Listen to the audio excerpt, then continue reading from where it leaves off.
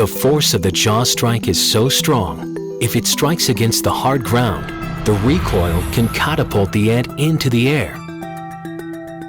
In human terms, it would be a leap of 130 feet.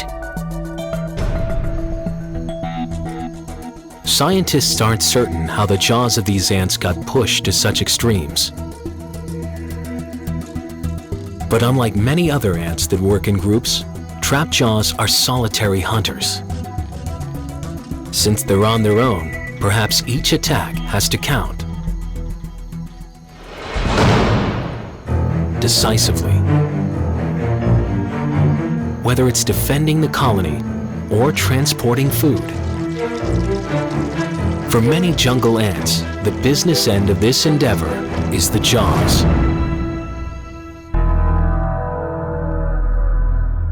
And from an ant jaw measured in millimeters, we go to a set of choppers that's one of the